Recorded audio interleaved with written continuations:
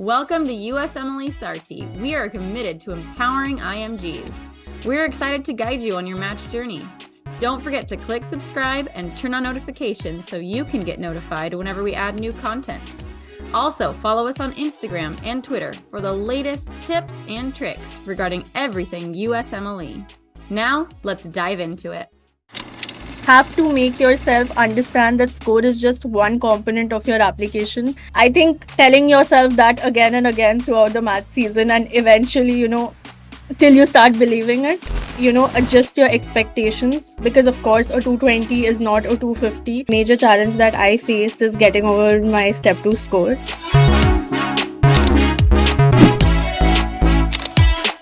Basically, I graduated in 2023 and I applied to pediatrics this year. And I think both in my mind and in reality, the actual challenge, the major challenge that I faced is getting over my step 2 score.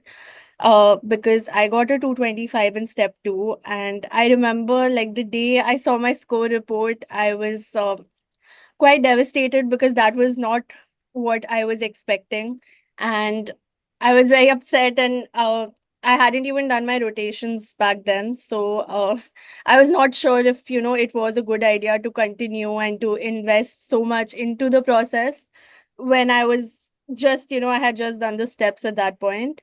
But my parents did encourage me. They're like, at least go to the US, see whether you like it or not, see how the rotation works. So I did go to the US, I did my rotations. And I think reflecting back on my journey now, I think with respect to a low score, the first thing you have to do, like the other panelists have said, is adjust your expectations because, of course, a 220 is not a 250, and you have to be really mindful when you're researching programs during your application. You have to see which programs have score cutoffs because you will be filtered out of those programs. You have to also think about your CV and understand the fact that while scores are important, they are only one component of your application. And as an individual, I always say there's a niche in everybody's application. Someone has more research experience, someone has more clinical experience, someone has more volunteering experience. And I think it's more about how you leverage a combination of those experiences to make yourself seem like a qualified candidate a residency position.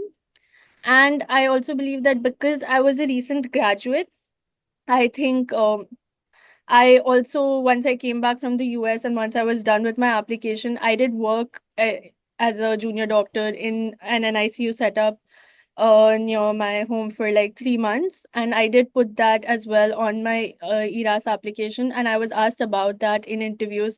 And I know that, Sarthi always talks about leveraging your home country experience in a meaningful way during while applying. So I think that is how I navigated my low score.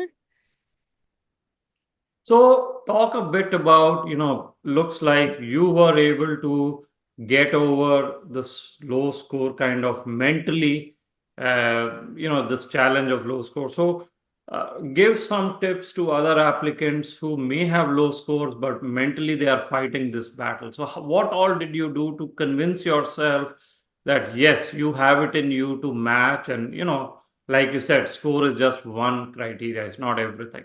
How did you move away from all the negativity that we all see, when people start saying, oh, low score, you won't match? Yeah. So I think the first thing is to take some time after you get your score to, to allow it to sink in and to process that information.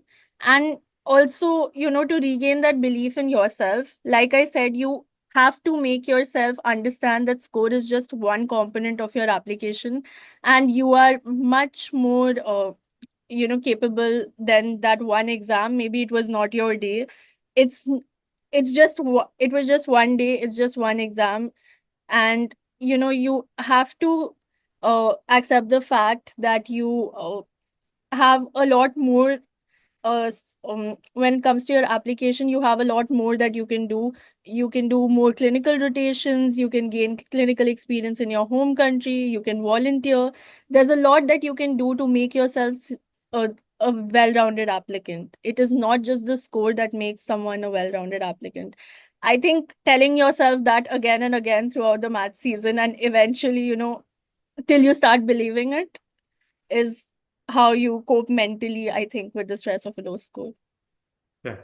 Anything specific you did in pediatrics other than rotations? What was, what stands or what makes a pediatric applicant stand differentiated from others? So obviously rotations in pediatrics, what else? Yeah, I would say volunteering does count. Volunteering with children, volunteering experiences that focus on the pediatric aspects of care. Like I was working with the South Indian Medical Students Association here in India. We were developing a module on how to implement trauma-informed care for victims who had gone through for survivors of child sexual abuse. And that was one of the key experiences that I had, where that was one of the key modules that I was part of while working with them. So that was one of the experiences that I was really able to put forward and sort of leverage to cement my interest in pediatrics. Okay.